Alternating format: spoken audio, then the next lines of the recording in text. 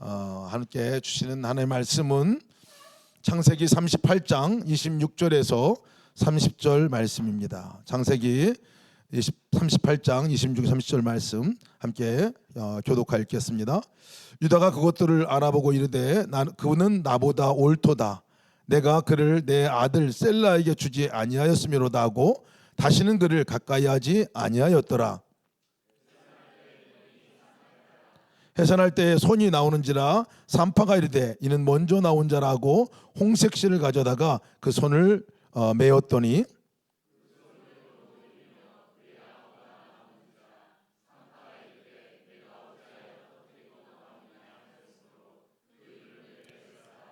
같이 읽습니다. 그의 형 곧 손에 홍색실 있는 자가 뒤에 나오니 그의 이름은 세라라 불렀더라. 아멘. 하나님 말씀입니다. 오늘 말씀 가운데 주님이 우리에게 분명하게 말씀하시고 우리가 그 삶을 온전히 순종함으로 나아가는 시간 되기를 바랍니다. 전에 있던 교회에서 성탄절 행사를 하는데 특별히 청년부에서 내 마음의 버스라는 제목의 무언극을 준비한 적이 있습니다.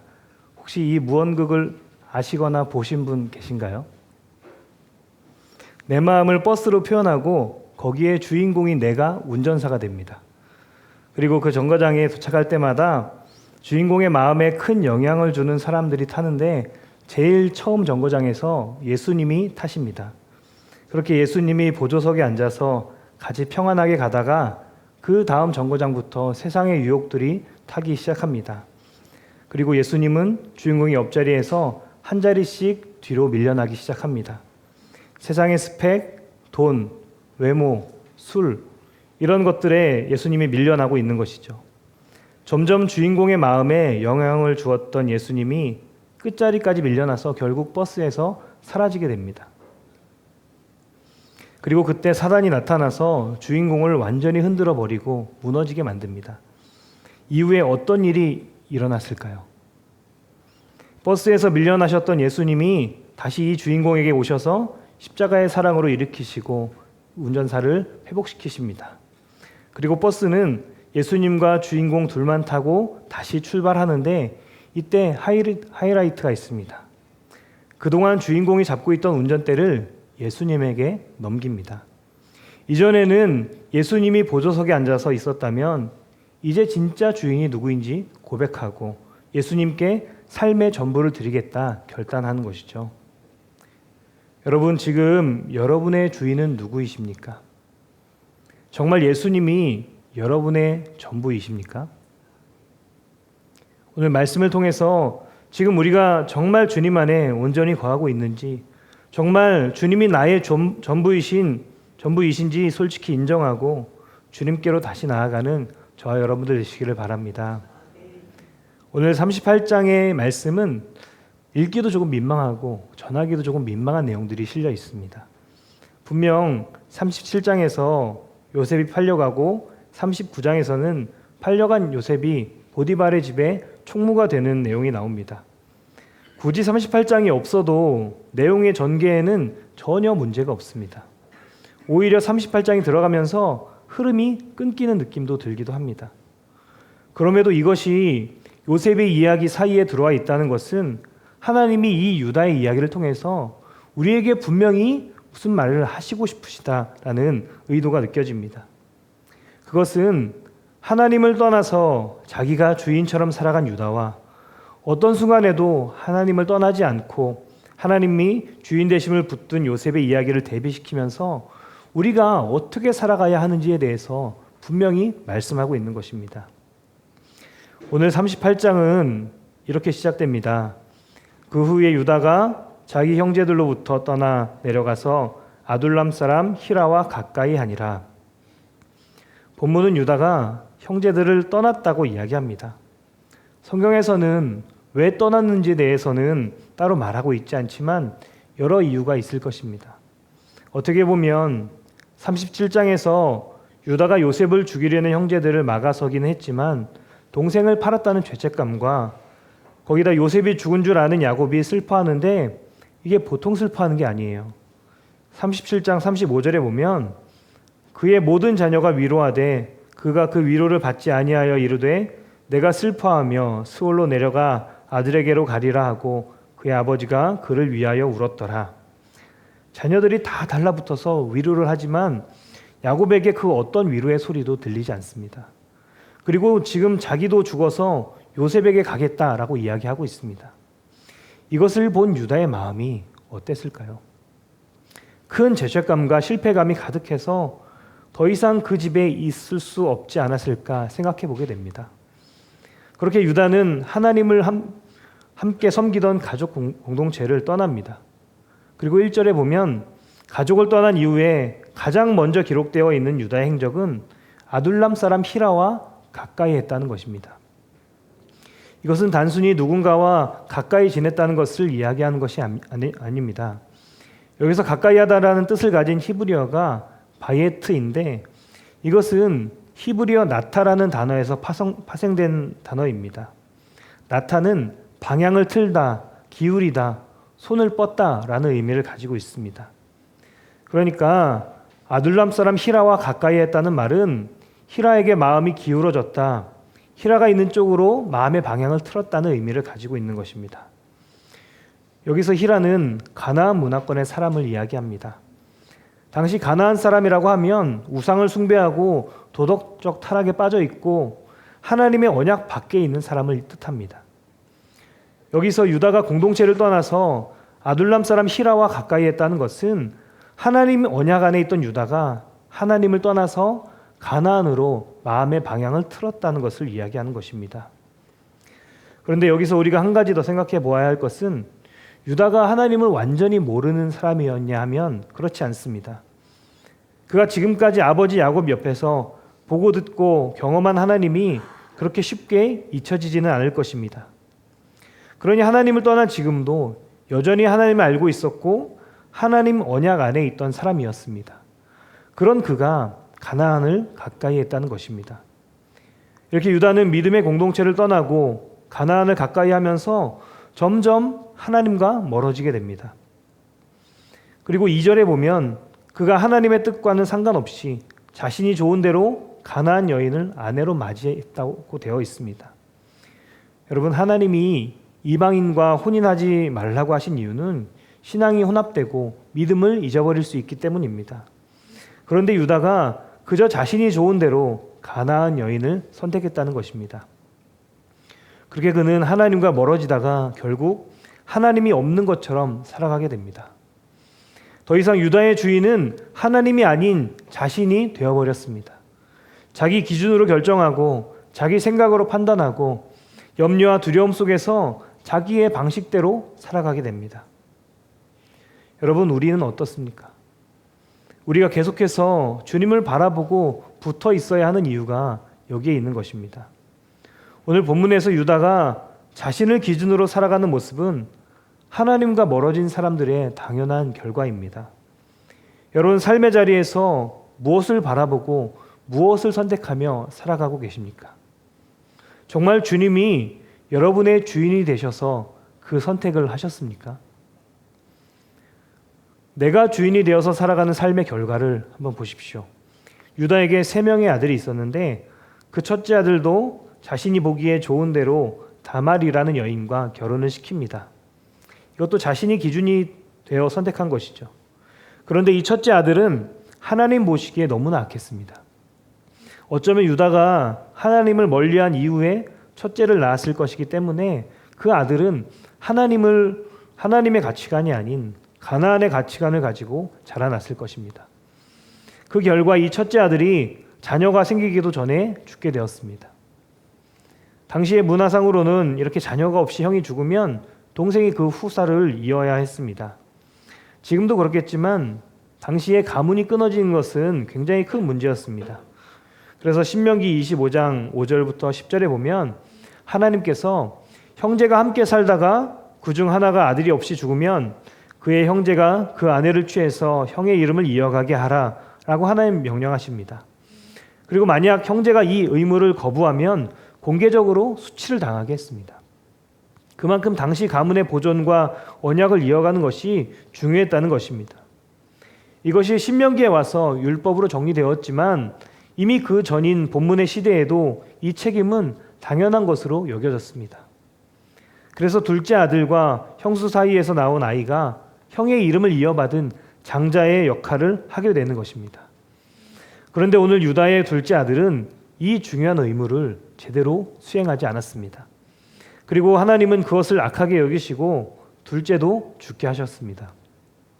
이제 셋째가 남았는데 당연히 다말에게 셋째 아들을 주어서 가문을 이어가는 것이 하나님의 명령이었지만 앞서 죽은 첫째와 둘째 때문에 유다에게 큰 염려가 되었습니다.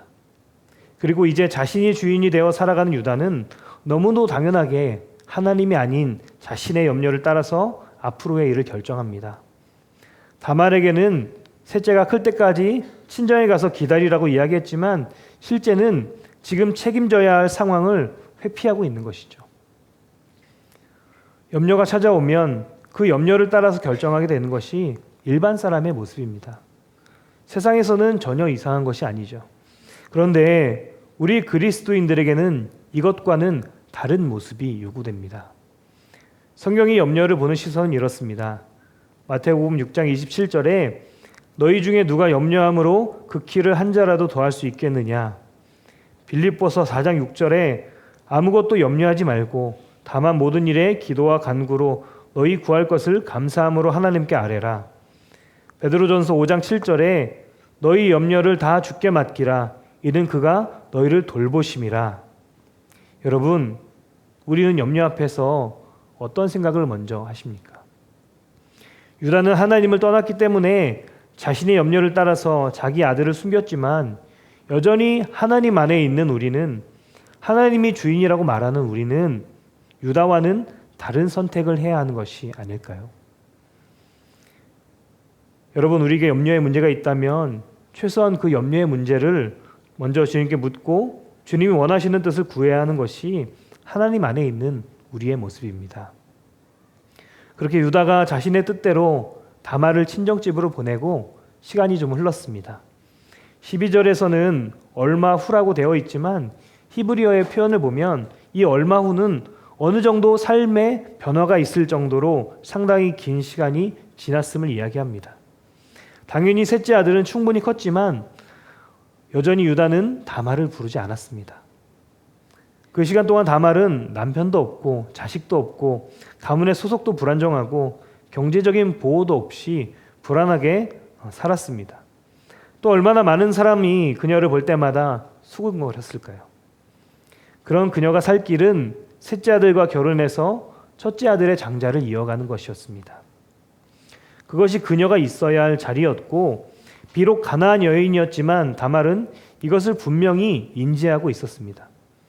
그렇다고 다말이 자신의 처지가 나아지기만을 바란 것은 아닙니다. 그녀가 이렇게 셋째 아들을 기다리고 있던 것은 한 가문의 며느리로서 책임감이었습니다. 유다는 염려 때문에 책임의 자리를 무시했지만 다말은 책임을 끝까지 포기하지 않았다는 것입니다. 그래서 다말은 유다가 딥나에 올라왔다는 이야기를 듣고 과부의 옷을 벗고 얼굴을 가리고 유다가 지나가는 길목에 앉아 있었습니다. 그 길을 지나가던 유다가 창녀인 줄 알고 데리고 가서 하룻밤을 보내게 되죠. 지금 유다가 어떤 상황에서 그 길을 지나고 있는지 한번 보십시오. 12절에 보면 그가 딥나로 올라온 것은 아내가 죽고 슬픔 가운데 위로를 받고 나서입니다. 여전히 슬픔을 안고 있는 중이라는 것입니다.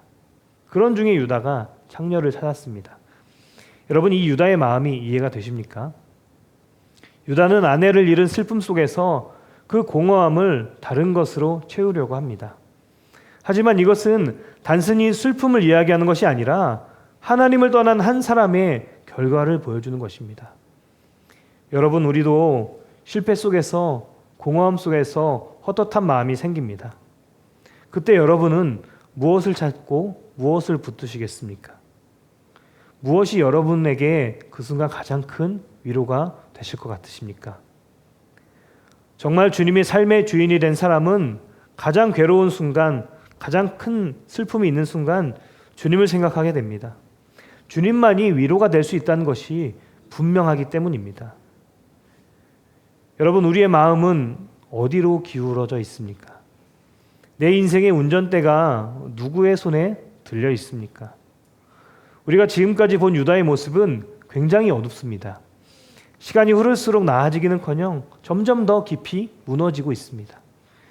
여러분, 이것이 하나님과 멀어져서 자신이 주인이 되어 살아가는 삶의 모습입니다. 삶의 주권을 내가 쥐고 있는 사람들의 결과인 것이죠. 여러분, 우리가 분명히 주님과 동행한다고 외치지만 실제 우리의 삶이 누구인지 한번 돌아보시기 바랍니다. 혹 예수님을 믿는다고는 하지만 삶의 여러 부분에서 유다처럼 내가 주인이 되어 살아가고 있지는 않습니까? 여러분, 우리의 삶의 전부를 주님께 내어드리지 않고 살아가는 삶은 유다의 삶과 크게 다르지 않습니다. 지금 내가 주인이 되어 살아가는 그 부분을 온전히 되돌리지 않으면 그것이 점점 우리와 하나님을 멀어지게 하고 결국 유다처럼 되게 만드는 것입니다. 우리가 나는 죽고 예수로 사는 사람을 이야기하는데 여러분, 이 삶은 나의 삶의 주인이 주님이심을 선포하고 나의 전부가 주님 것임을 말하며 살아가는 삶입니다. 제가 말씀을 준비하면서 주님이 저에게 한 가지 물으시는 것 같았습니다. 이 질문을 여러분들에게도 해보면 하나님이 우리에게 너 지금 가진 모든 것 다 나한테 줘 라고 하셨다면 여러분은 어떻게 하시겠습니까? 우리가 가진 돈, 가정, 자녀, 사업, 부모, 성공 모두 다 달라고 하신다면 여러분은 어떤 선택을 하시겠습니까? 만약 고민이 되신다면 우리가 하나님께 몇 가지 드린 것이 있기는 하지만 여전히 우리의 전부는 드리지 못하고 있다는 것입니다. 주님이 나의 주인이십니다 고백만 하지 아직 많은 부분을 내가 지고 있다는 것이죠. 그게 유다의 삶과 크게 다르지 않다는 것입니다. 내가 하나님 안에 있지만 여전히 하나님을 떠난 사람과 전혀 다르지 않다면 여러분, 이것은 심각한 문제입니다. 결코 가볍게 여겨서는 안 됩니다. 그 한 부분이 결국 우리와 하나님의 사이를 더 이상 가까워질 수 없게 만들 수도 있기 때문입니다. 마태복음 19장에서 모든 율법을 지키며 따랐던 부자 청년이 예수님께 영생을 어떻게 하면 얻을 수 있는지 물어보았습니다. 그때 예수님이 모든 것을 팔아서 가난한 사람들에게 나눠주고 너는 나를 따르라 했을 때 이 사람이 근심하며 예수님을 떠나갔다고 합니다. 그 누구보다 열심히 믿음 생활을 했지만 여전히 자신이 삶의 주인이었기에 전부를 드릴 수 없었던 이 사람은 결국 예수님과 함께하지 않습니다. 말씀을 준비하면서 하나님이 먼저 이 말씀으로 저를 돌아보게 하셨습니다. 그리고 하나님은 이 유다와 제가 크게 다르지 않다라고 말씀하시는 것 같았습니다. 그런데 여러분, 제가 하나님의 종이라고 하는데 하나님의 마음을 시원하게 해드리는 때가 그래도 있지 않았겠습니까? 그런데 주님은 그런 저와 유다가 비슷하다라고 말씀하시는 것이죠. 왜냐하면 하나님은 몇 번 하나님을 기쁘게 해드리는 것을 원하시는 것이 아니라 저의 전부를 원하고 계셨기 때문입니다.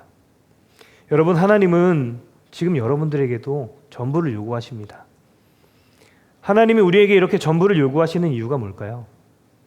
그것은 하나님이 우리의 주인이 되셔서 도저히 이렇게도 저렇게도 소망이 없는 우리의 삶을 온전한 소망의 삶으로 바꾸시기 원하시기 때문입니다.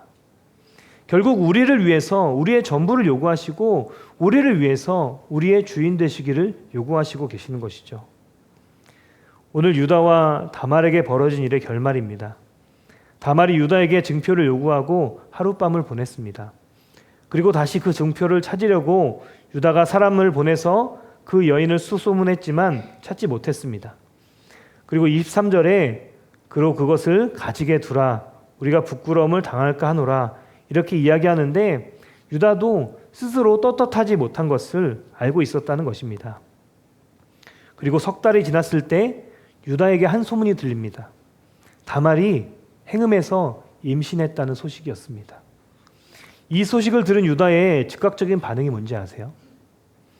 그를 끌어내서 불사를 하는 것이었습니다. 여러분, 이것이 내가 주인이 되어 살아가는 삶의 모습입니다. 나의 잘못은 생각하지 못하고 다른 사람의 잘못만 죽일 듯이 정죄합니다. 예수님도 마태복음 7장 3절부터 5절에서 이것을 경계하라 하십니다. 어찌하여 형제의 눈 속에 있는 티는 보고 내 눈 속에 있는 들보는 깨닫지 못하느냐. 보라, 내 눈 속에 들보가 있는데 어찌하여 형제에게 말하기를 나로 내 눈 속에 있는 티를 빼게 하라 하겠느냐. 외식하는 자여, 먼저 내 눈 속에서 들보를 빼어라. 그 후에야 밝히 보고 형제의 눈 속에서 티를 빼리라. 하나님과 멀리 떨어져 살던 유다도 역시나 하나님 없이 사는 사람들의 길을 따랐습니다. 이렇게 유다의 명령을 들은 사람들이 집에서 다말을 끌고 갈 때 그녀가 품에 있던 증표를 보여주면서 이것을 준 사람이 자신을 임신시켰다고 이야기하면서 유다에게 보여주라고 합니다. 그리고 그 물건이 무엇인지 분명히 아는 유다는 그것을 보고 26절에 이렇게 이야기합니다. 유다가 그것들을 알아보고 이르되 그는 나보다 옳도다. 내가 그를 내 아들 셀라에게 주지 아니하였음이로다 하고 다시는 그를 가까이 하지 아니하였더라. 여러분, 오늘 유다가 그는 나보다 옳도다라고 하는 말의 의미는 다말이 창녀로 변장해서 유다를 유혹한 그 행동이 옳다고 인정하는 것이 아닙니다. 이것은 이 일을 통해서 유다가 자신의 삶을 돌아보니까 그가 지금까지 하나님과 멀어지면서 살았던 모든 삶이 틀렸다는 것입니다. 지금까지 내 기준으로 나의 방식으로 살았던 모든 삶이 잘못된 삶임을 인정하고 있는 것입니다. 우리가 십자가 앞에 섰을 때 내가 얼마나 죄인인지가 깨달아져서 다른 사람의 죄가 더 이상 보이지 않고 오직 이런 말도 안 되는 나를 살리신 주님의 은혜만 바라봐지는 것처럼 오늘 유다에게도 이런 일이 일어난 것입니다. 그리고 유다가 이후에 어떻게 돌이키며 살았는지 분명하게 나오진 않지만 창세기 44장에서 등장하는 유다는 우리가 지금 봐왔던 유다의 모습과는 완전히 다른 모습을 보이고 있습니다. 이스라엘 아들들이 기근으로 인해서 애굽의 곡식을 빌리러 갔을 때 애굽의 총리가 베냐민 가방에 몰래 은자를 숨겨둡니다. 정체를 숨기고 있던 요셉이 이것을 통해서 형제들을 시험하려고 한 것이죠. 그런데 이것을 문제 삼아서 베냐민을 종으로 삼겠다고 했을 때 그때 유다가 나서서 자신이 베냐민 대신 종으로 남겠다라고 이야기합니다. 오늘 본문에서 보았던 책임을 회피하려던 그의 모습은 사라지고 책임을 감당하고 타인의 희생보다 자신의 희생을 먼저 앞세우는 사람이 되었습니다. 이것은 단순히 좋은 사람이 되었다라기보다 우리를 위해서 자신을 희생제물로 내어주신 예수님을 닮아가는 삶으로 변했음을 보여주는 것입니다. 그리고 무엇보다 유다의 삶이 회복되었음을 보여주는 것은 하나님이 유다와 다말 사이에 생긴 아이를 예수님의 족보에 올리셨다는 것입니다. 그리고 성경에서 누누이 이야기하는 약한 자를 통해서 하나님의 강함을 드러내신다는 것이 실제가 되는 사건입니다. 어떻게 보면 태생이 손가락질 받고 비난받을 만했지만 하나님은 그를 통해서 예수님이 이 땅에 오시게 하셨습니다. 여러분, 이것이 하나님이 우리에게 전부를 요구하시는 이유입니다. 하나님이 희망도 소망도 없던 우리를 붙드셔서 하나님의 소망으로 가득 찬 인생이 되게 하시려는 것입니다. 이것은 주님이 우리의 온전한 주인이 되셨을 때 일어나는 일입니다. 여러분, 오늘 이 일은 유다가 자신이 하나님을 떠나 살았음을 인정하고 그 삶이 옳지 않은 삶임을 고백했을 때 그때부터 시작되었습니다. 자신이 지금까지 하나님이 주인되지 않은 삶을 살았고 그것이 틀린 삶이라는 것을 인정하면서 시작되었다는 것입니다. 여러분, 저는 오늘 말씀을 통해서 우리가 우리의 삶을 제대로 바라보기를 원합니다. 그리고 조금이라도 주님이 주인 되지 못한 삶의 모습이 있다면 우리가 돌이켜서 회개하고 온전히 주님이 주인 되신 삶을 살기로 결단하는 저와 여러분들 되시기를 바랍니다. 저는 정말 주님이 전부인 삶을 살고 싶습니다. 그런데 너무 오랫동안 저는 제가 주인이 된 삶을 살았습니다. 물론 주님이 주인인 때도 있습니다. 그런데 그것은 지금의 삶을 100으로 본다면 40, 30 정도 될까 싶습니다. 아니, 그것보다 지금 내가 너무 많이 잡았나 하는 생각까지 듭니다. 말씀을 준비하면서 주님이 이런 저를 가만히 두지 않으시는 거예요. 정말 내가 어떻게 살아야 하지? 내가 주님을 주인으로 삼지 않고 지금까지 이렇게 살아왔는데 분명 은혜가 있었고 하나님의 인도하심이 있었고 그 사랑이 나에게 크게 다가왔을 때도 있었는데 그런 거 다 사라지고 여전히 내가 주인 되어 살아가는 그 삶의 모습을 보면서 너무나 괴로운 가운데 있었습니다. 그런데 더 놀라운 것은 그런 중에도 또다시 내가 주인이 되어 살아가려고 하는 그 마음이 계속해서 이 안에서 올라옵니다.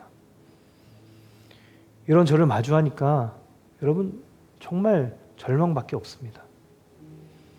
이렇게 말씀을 전하고 또다시 예전으로 돌아가면 어떡하지? 하는 불안이 제 안에 계속해서 가득 일어납니다.